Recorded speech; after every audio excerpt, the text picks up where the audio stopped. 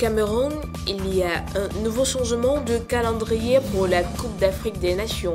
Après la réunion tenue ce mercredi 15 janvier, la délégation du comité exécutif de la CAF et la Fédération camerounaise ont décidé de ramener la compétition du 9 janvier au 6 février 2021.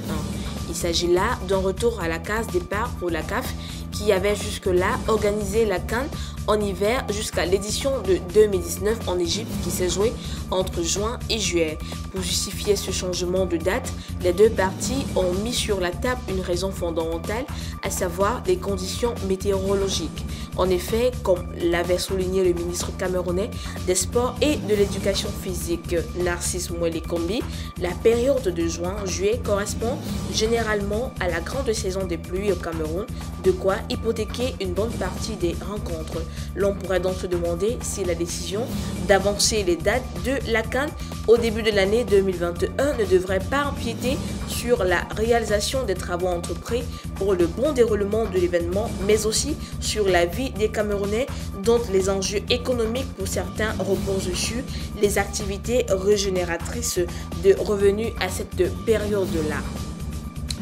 Au Kenya, au cours des dernières années, des politiciens et des fonctionnaires de haut niveau ont été arrêtés et poursuivis pour corruption, y compris le gouverneur de la capitale Nairobi, Mike Sonko. Le gouverneur qui a été exclu de ses fonctions après son arrestation en décembre 2019 a nié les accusations de conspiration en vue de commettre des actes de corruption, de conflit d'intérêts et bien d'autres.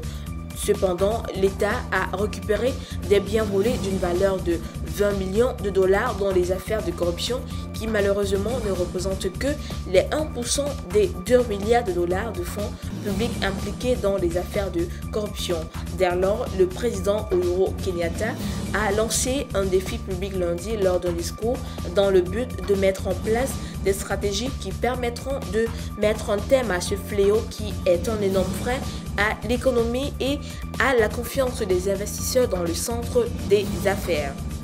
En Guinée, la campagne pour les élections législatives prévues le 16 février va débuter jeudi à minuit jusqu'au 14 février selon le décret présidentiel. Dès lors, l'opposition guinéenne qui voit en ces législatives une manœuvre du président Condé pour renforcer son pouvoir, avait prévu qu'elle boycotterait le scrutin et empêcherait sa tenue à cause des divergences avec le pouvoir sur son organisation, a cette fois-ci annoncé mercredi une suspension de ces manifestations contre un projet de troisième mandat attribué au président Alpha Condé après 3 jours de protestation ayant fait au moins 3 morts. Il vise à travers ces suspensions à procéder dans le calme à l'enterrement de ces victimes et permettre aux Guinéens de se réapprovisionner en produits de consommation. Jusqu'à présent, l'opposition est convaincue que le chef de l'État, élu en 2010 et réélu en 2015, entend se représenter fin 2020 alors que la Constitution limite à 2 le nombre de mandats présidentiels. Pour terminer, en Afrique du Sud, le Fonds des Nations Unies pour l'enfance, dans son dernier rapport publié mercredi, a déclaré que l'Afrique du Sud est maintenant une destination majeure pour les enfants migrants en provenance de pays de toute l'Afrique orientale et australe. Plus de 642 000 enfants migrants vivent actuellement en Afrique du Sud, ce qui en fait du pays ayant la plus grande population d'enfants migrants sur le continent. Force est de constater que de nombreux enfants réfugiés et migrants sont victimes de violences et d'exploitation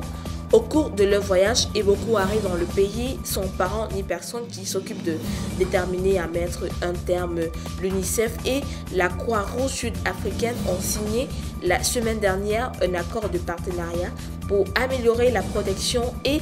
les soins aux enfants migrants séparés et non accompagnés en Afrique du Sud.